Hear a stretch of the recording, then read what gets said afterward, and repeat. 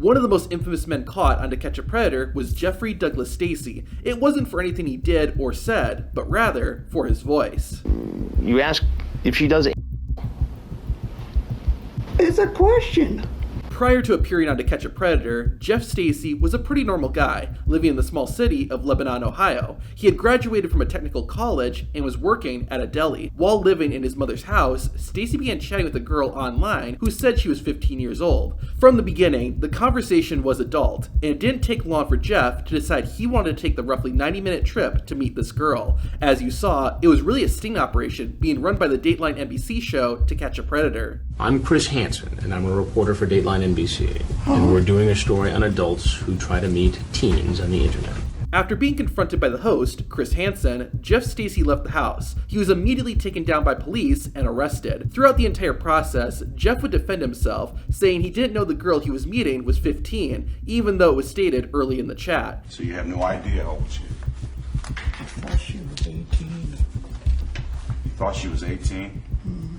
He also argued that everything he said online was just a fantasy and didn't mean he was actually going to do any of it. Despite his arguing with the police, Jeff was handcuffed and placed behind bars until his hearing. A few days after getting caught, Stacy, along with some of the other men arrested, appeared before a judge. Jeff's bond was set at $7,500, and he would later plead not guilty to the charges brought against him. Two lawyers, representing Stacy and 6 other men in the sting, attempted to get the case dismissed. They argued that since NBC was paying Perverted Justice, who was the group that conducted the online chat with Stacy and the other men, this created a conflict of interest. Reportedly, NBC paid Perverted Justice $112,500 for this investigation. The judge, however, rejected the argument, as well as another one that was meant to suppress evidence in the case. Ultimately, Jeff Stacy was found guilty and convicted by a jury on September 27, 2006. He was sentenced to 6 months, had to register as an offender for 10 years, and had to pay $1,477 in restitution, which was basically Stacy's debt to society. After serving his 6 months, Stacy was released between March and April of 2007. Now a free man, Jeff went back to his hometown of Lebanon, Ohio. Based on public records, it looks like he began living in an apartment. Sadly though, devastating news was about to hit Stacy.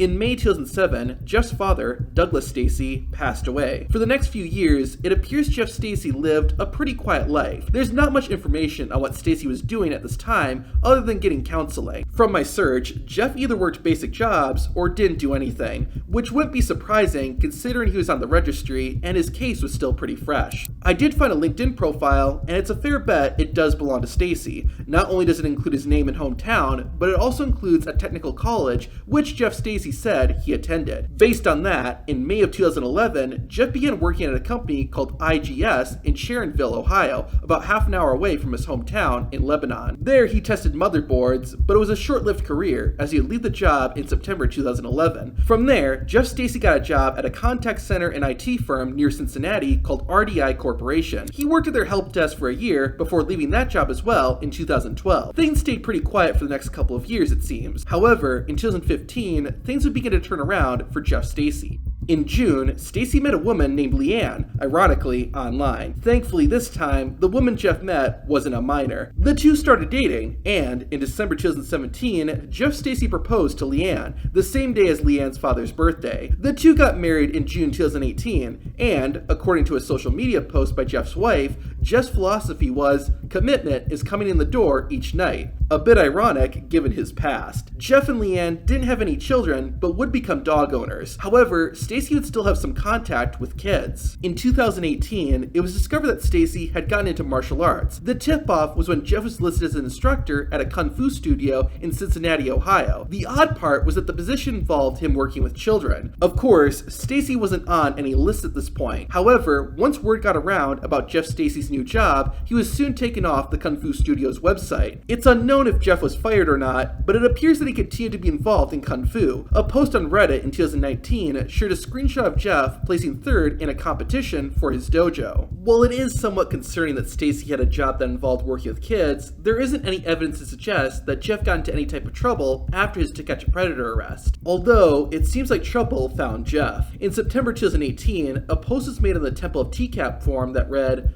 "I am Jeff Stacy. For many years, I have been made fun of online. I have made some mistakes and have done my best to pay my debt to society and live a life where I do not bother anyone. I got married, and my wife got a lot of bad messages on Facebook about me and this webpage, so I've come here to clear the air about everything. I will be on here at 12 noon time to answer any questions for 1 hour. Then I want you all to please not message us or our works anymore. My wife got emails and phone calls to her job and didn't do anything wrong. After this, I will leave all of you alone and you will leave my wife alone.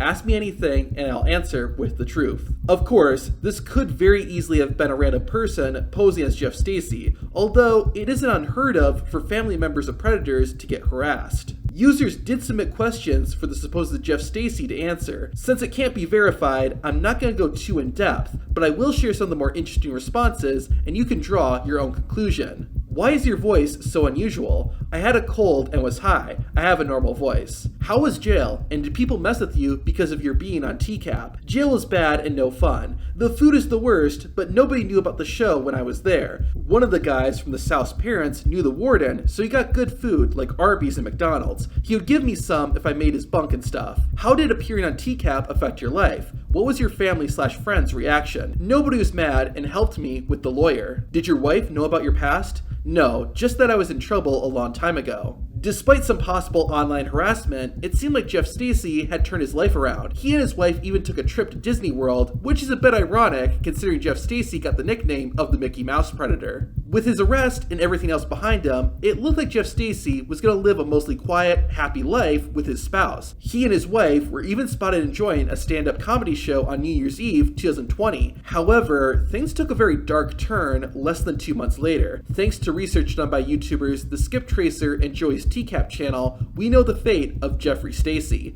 On February 21st, 2021, Stacy passed away at the age of 41, just 15 days before his 42nd birthday. The cause of death was a morphine overdose. It's unknown if this was accidental or intentional. However, what's weird is that Jeff's wife, Leanne, worked as an addiction and substance abuse counselor. Then, things would get even more bizarre just a few months after Stacy's passing. After her husband's death, Leanne continued living in their apartment in Lebanon, Ohio. However, Leanne and Stacy stopped paying the rent and eventually got evicted on July 16th, 2021. This seemed to push Leanne over the edge, as 3 days later, she set her apartment on fire. According to the police report, Leanne then broke into her neighbor's apartment and stole their prescription drugs. She then went behind her apartment and sat in a lawn chair as her apartment and her neighbors burned. The police officer who was dispatched said he observed several empty pill bottles next to Leanne and a plastic bag filled with pills in her purse. After questioning Leanne, the officer arrested her and she was booked in the county jail. Both Leanne's apartment and her neighbors were destroyed. Thankfully, nobody was hurt, including the pets who were inside the neighbor's apartment when Leanne broke in. When questioned, Leanne Stacy said her family members told her to start a fire. When asked why they would tell her that, Leanne told the investigator that he already knew and she had been living in hell. Jeff Stacy's widow was arrested and faced a handful of felony charges. It might not come as a shock, but Leanne would plead not guilty by reason of insanity, which it appears the judge agreed to an extent. While waiting for her court date, Leanne was sent to a psychiatric facility in Ohio. Leanne was later convicted, and on July 25th, 2022, Leanne Stacy appeared in court for her sentencing. Of the 5 felony charges she faced, Leanne was only charged with 2, second-degree aggravated arson and third-degree burglary. She was sentenced to 3 years in a mental health institute where she remains to this day. Jeff Stacy was scummy. However, one other man caught on To Catch a Predator somehow managed to be even scummier. To find out what happened to the predator who brought his child, watch the video on screen.